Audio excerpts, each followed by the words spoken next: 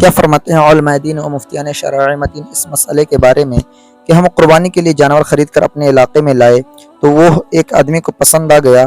وہ کہتا ہے کہ یہ جانور مجھے بیچ دو اور آپ اپنے لیے دوسرا جانور خرید لو، اور اس آدمی کو جانور بیچنے سے ہمیں نفع بھی مل رہا ہے.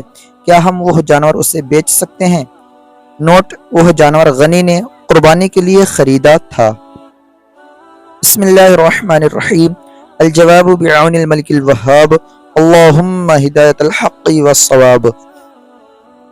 غنی نے قربانی کی نیت سے جو جانور خریدا، اگر وہ اسے بیچتا ہے اور اس کی قیمت میں سے کچھ رقم کم کر کے بقیہ کا دوسرا جانور خریدے تو بیچنا ناجائز ہے اور یہ گنہگار ہوا. اس پر توبہ لازم ہے اور بچائی ہوئی رقم صدقہ کر دے. اور اگر اسے بیچ کر اس کے مثل دوسرا جانور لانا چاہتا ہے تو بھی بیچنا مکروہ تحریمی و گناہ ہے. ہاں، اگر اس سے بہتر جانور لانا چاہتا ہے تو بیچنا جائز ہے. جب جانور خریدتے وقت دوسروں کو شریک کرنے کی نیت نہ ہو تو اس کے حصے بیچنے سے متعلق در مختار مارد المحتار میں ہے.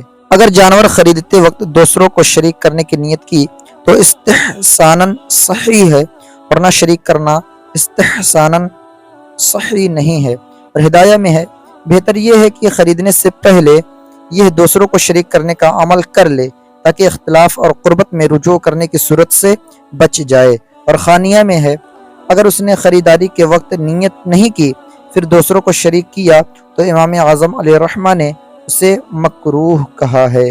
قربانی کی نیت سے خریدا ہوا جانور بدلنے سے متعلق جد الممتار میں ہے. ترجمہ: میں کہتا ہوں پہلے جو مسئلہ گزرا کہ جب قربانی کا جانور گم ہو گیا اور مالک نے دوسرا جانور خرید لیا اور پھر پہلا مل گیا اور اس نے دوسرا جانور جو پہلے سے کم قیمت کا ہے ذبح کر دیا تو وہ شخص پہلے جانور کی دوسرے سے زائد قیمت صدقہ کر دے.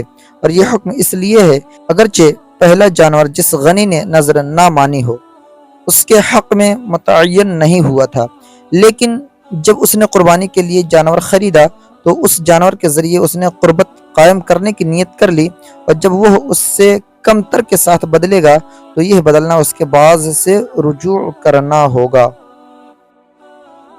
جس میں اس نے قربت کی نیت کی تھی، لہٰذا اسے صدقہ کرنے کا حکم دیا گیا.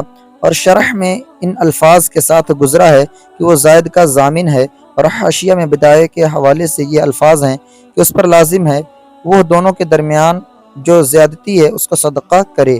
ہدایہ اور تبیین میں فرمایا جو جانور پہلے خریدا تھا وہ قربانی کے لیے معین ہو گیا، حتیٰ کہ اس پر واجب ہے کہ قربانی کے دنوں میں بعین ہی اسی جانور کی قربانی کرے اور اس کو دوسرے جانور سے بدلنا مکروہ ہے. عنایہ میں فرمایا اگر قربانی کرنے والا شخص فقیر ہے تو قربانی کے دنوں میں بعین ہی اسی جانور کی قربانی کرے، اور اگر غنی ہے تو اس کے لیے جانور بدلنا مکروہ ہے. اور مطلق مکروہ تحریمی ہوتا ہے، بلکہ سعدی افندی علیہ الرحمہ نے صاحب عنایہ کے قول اذا کان غنیہ کے بعد یہ زائد کیا، لیکن امام اعظم و امام محمد رحمہ اللہ تعالی کے نزدیک قربانی کے لیے خریدے ہوئے جانور کو اس سے بہتر سے بدلنا جائز ہے.